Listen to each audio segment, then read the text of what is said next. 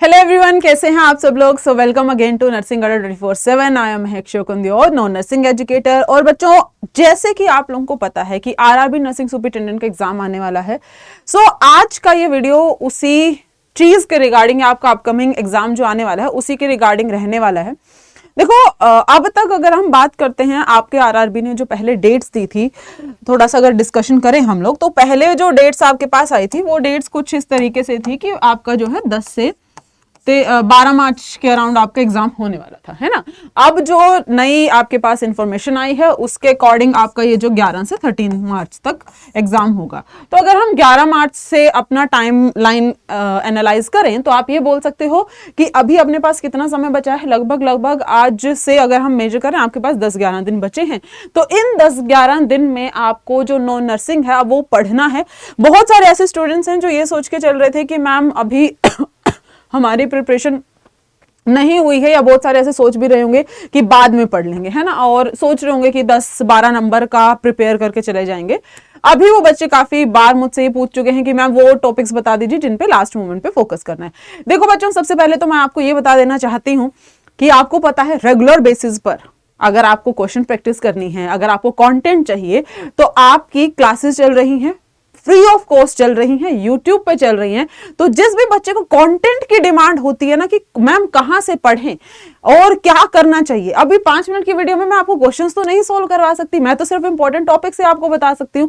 वो जो important topic का क्वेश्चन प्रैक्टिस है, वो क्वेश्चन प्रैक्टिस आपको देखने को मिलेगा आपकी यूट्यूब की लाइव क्लासेस में, अगर आप लोग पेड स्टूडेंट्स नहीं हो। पेड स्टूडेंट्स हैं तो अलग बात है, उन लोगों का क्रैश कोर्स में फाइनल रिवीजन भी चल रहा है, बट लेट इट बी। अगर आपको क्वेश्चन प्रैक्टिस करनी है, कंटेंट चाहिए प्रॉपर, आरआरबी नर्सिंग सुपरिटेंडेंट में जो नॉन नर्सिंग का पोर्शन आता है उसके रिगार्डिंग, तो आप जाइए, रोज आपकी नॉन नर्सिंग की क्लास होती है और आप उन क्लासेस को ले सकते हैं, ठीक है। अब इसके अलावा आज का ये जो वीडियो में टॉपिक ऑफ डिस्कशन रहेगा वो वही रहेगा कि आने वाले 10 दिन में अगर आप सोच रहे हो कि अब फाइनल रिवीजन की बारी आ गई है, कुछ नया करने की बिल्कुल भी जरूरत नहीं है। जो भी समय आपके पास बचा है, आपको उस समय को अपना जो भी टॉपिक आप लोगों ने अभी तक प्रिपेयर कर लिए, जो भी कंसेप्ट्स आप लोगों ने सीख लिए, बी इट्स फॉर रीजनिंग, या तो फिर मैथ्स की बात करो या साइंस की बात करो, ठीक है। हिस्ट्री, ज्योग्राफी और पॉलिटी में तो सिर्फ पढ़ने की होती है, कहानियां सुन ली है तो अच्छी बात है, बट नया कुछ भी अब आप पढ़ने की कोशिश ना करें, और जो आप लोगों ने ऑलरेडी पढ़ लिया है उसी पर फोकस करें।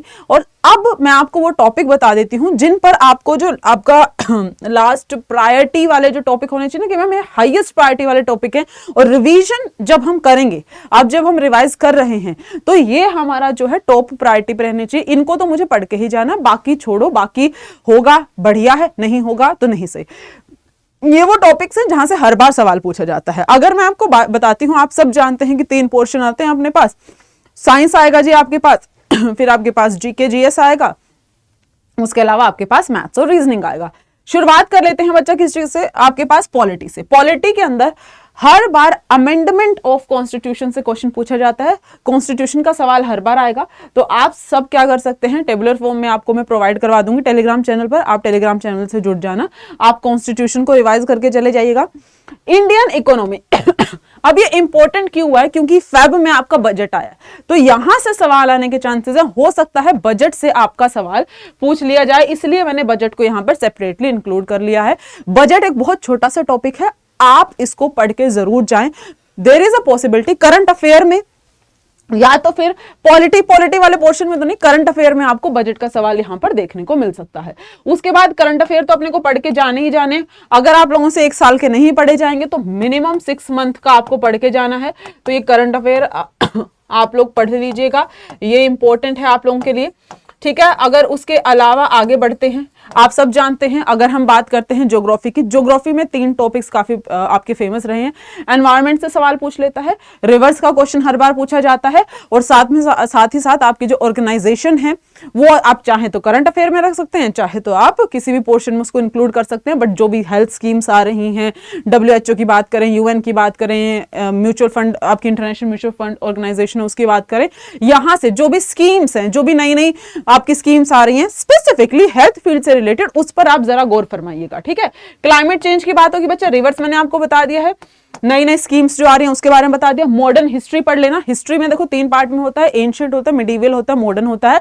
जो आपका फ्रीडम मूवमेंट है ना, फ्रीडम मूवमेंट थोड़ा सा इंपॉर्टेंट है, फ्रीडम मूवमेंट से आपको जरूर पढ़ के चले जाना है। मैंने करवा दिया है अब तो आप लोगों को सब कुछ, तो आप जो फ्रीडम मूवमेंट का क्वेश्चन है यहां से पूछे जाने के चांसेस हर बार आता है, तो इस बार भी आपसे पूछा जा सकता है।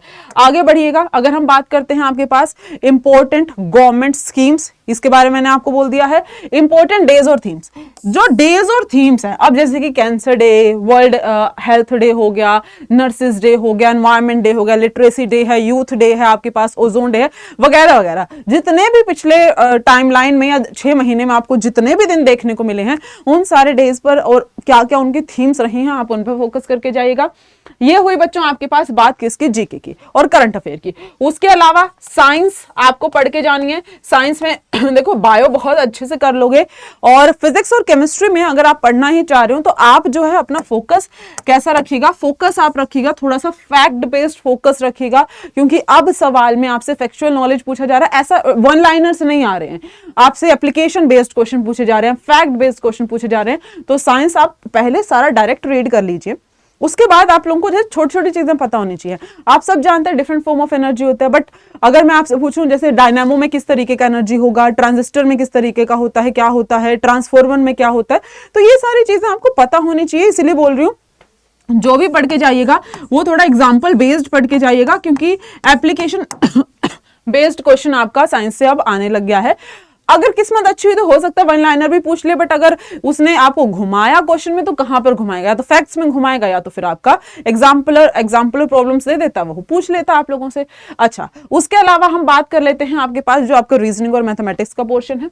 देखो अर्थमेटिक मैथ्स बहुत इंपॉर्टेंट है, इसमें percentage, profit and loss, discount, simple interest, compound interest ये आता है, यहां से सवाल पूछता है। एक ट्रेन और प्लेटफॉर्म का क्वेश्चन भी हर बार पूछा जाता है। आपसे अगर कुछ नहीं हो रहा है इन टॉपिक्स पे आप फोकस कर सकते हैं। एक एलसीएम का क्वेश्चन भी काफी बार पूछा गया है, बट फिलहाल अगर तुम सोच ही रहे हो कि मैम टॉप 15 की बात करें तो बच्चों इन पर ज्यादा फोकस रख लेना, ठीक है। कोडिंग डिकोडिंग पक्का आएगा जी एक सवाल, ब्लड रिलेशन डेफिनेटली एक सवाल आपको देखने को मिलेगा, और आपके पास जो है सिटिंग अरेंजमेंट एंड कैलेंडर, इनमें से कैलेंडर का हर बार नहीं पूछा जाता, सिटिंग अरेंजमेंट का भी हर बार नहीं पूछा जाता, बट अगर कैलेंडर का आ रहा है तो सिटिंग अरेंजमेंट का नहीं आ रहा है, सिटिंग का आ रहा है तो फिर कैलेंडर का नहीं आ रहा, तो इन पर भी आप थोड़ा ध्यान रख सकते हैं। ये यहाँ पर रिपीट हो गया, तो अपना जो 15th पॉइंट है उसमें आप साइंस का ये जो एग्जाम्पल बेस्ड जो समस्याएं हैं उनसे आपको कैसे डील करना है, इस पर थोड़ा सा इसको नोट डाउन कर लीजिएगा, ठीक है। सो देखो आप बोलोगे कि मैम मैथ्स के कितने टॉपिक बताए, बच्चा मैथ्स के 2 टॉपिक बताए, आपको रीजनिंग के 3 टॉपिक बताएं, 3-4 लगा लो, चलो साइंस का आपको बता दिया जी। फिजिक्स पढ़ रहे हो तो सारा डीपली पढ़ने की जरूरत नहीं है, जहां जहां से एग्जांपल आपको इंपॉर्टेंट लग रहे हैं बस उनको रीड कर लो। Same goes for chemistry, bio आप लोगों को ऑलरेडी आता होगा।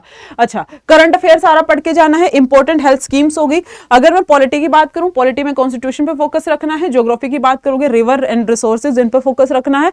और अगर हिस्ट्री की बात करोगे तो फ्रीडम मूवमेंट यानी कि आपकी जो मॉडर्न हिस्ट्री है उस पर फोकस रखना है। अब बाकी सब कुछ आपका करंट अफेयर वाला पोर्शन है, इन पर ध्यान दीजिए, इनको ही बार बार पढ़िए, आपका पेपर काफी अच्छा हो जाएगा। अगर फुल बाय फुल नहीं तो एटलीस्ट अबव 50% तो आप अच्छे से स्कोर कर लेंगे अपने नॉन नर्सिंग के अंदर। अब जो भी बच्चा ऐसा है कि मैम हम तो अभी ज्वाइन किए हैं, हम 2026 को टारगेट करते हुए चल रहे हैं, हमारे लिए कुछ बता दो, तो बच्चों आप लोगों के लिए एक स्पेशल ऑफर है, वो मैं आपको बता देती हूं। देखिएगा अभी फेब एंड ऑफर यहां पे चल रहा है जिस पर आपको ट्रिपल बेनिफिट मिल रहा है। इस ट्रिपल बेनिफिट में आपको क्या क्या मिल रहा है बच्चा, इस ट्रिपल बेनिफिट में आपको हर बैच पर 77% ऑफ मिल रहा है, 2 weeks वैलिडिटी मिल रही है, साथ ही साथ नर्सिंग महापैक में अगर आप एनरोल करते हो तो आपको एक्स्ट्रा 3 months की वैलिडिटी मिलेगी। ठीक है जी, पहले आप देख लीजिए कि आपको एनरोल कैसे करना है। तो एनरोल करने के लिए आप अपना कोई भी ब्राउजर ओपन कर लीजिएगा, आप जो है अड्डा 24/7 सर्च कीजिएगा, पहले लिंक पर जाइएगा, यहां से ऑल कोर्सेज पर जाइएगा, ऑल कोर्सेज से नर्सिंग पर जाइएगा। नर्सिंग महापैक की कहानी आपको सुना देते हैं।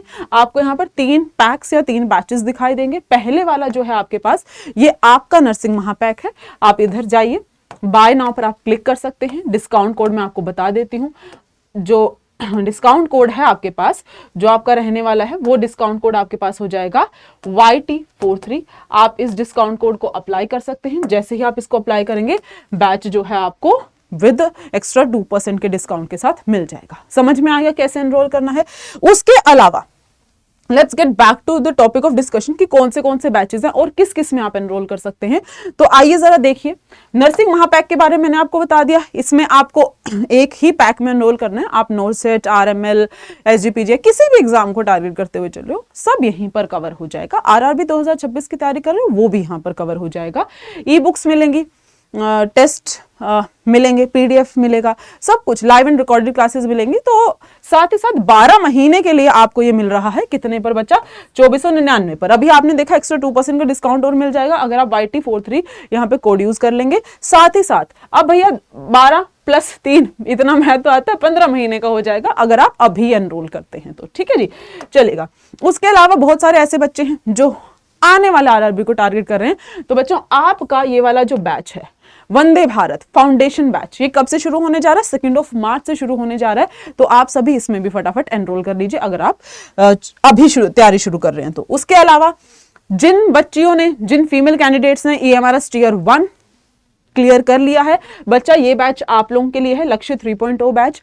पेपर क्लियर करने के लिए जाना बहुत जरूरी है कि डिस्क्रिप्टिव राइटिंग कैसे करनी है। आप सब लोग MCQ की प्रैक्टिस करते हैं, उसमें कोई भी पास हो सकता है, उसको कोई भी क्रैक कर सकता है। लेकिन जब आपको प्रॉपर एक आंसर राइटिंग वाला कंसेप्ट या आंसर राइटिंग लिखने को बोल दिया जाता है, वहां पर आपकी प्रैक्टिस और तैयारी अलग तरीके की होती है। अगर आप भी EMRS Tier 2 क्रैक करना चाहते हैं तो आप लक्ष्य 3.0 बैच में एनरोल कर सकते हैं। ये बैच आपका 25 Feb से शुरू हो चुका है, तो फटाफट जाइए इसमें एनरोल कर लीजिए। उसके अलावा अगर आप नोरसेट आने वाला है, शेड्यूल आउट हो चुका है, उसकी तैयारी कर रहे हो, तो आप नोरसेट 10 और 11 के लिए अचीवर्स बैच में एनरोल कर सकते हैं। तो अगर अभी तक आपने एनरोल नहीं किया है तो फटाफट जाइए एनरोल कर लीजिए। फॉर मोर इन्फॉर्मेशन आप स्क्रीन पर दिए गए नंबर से कांटेक्ट कर सकते हैं। उसके अलावा ये सारे के सारे बैचेस कहां पर मिलेंगे? आप लोगों ने नर्सिंग महापैक देखा था ना, जैसे आप नर्सिंग पर क्लिक करेंगे, नर्सिंग महापैक हो गया बच्चा। आरआरबी नर्सिंग सुपरिटेंडेंट ये रहा आपके पास।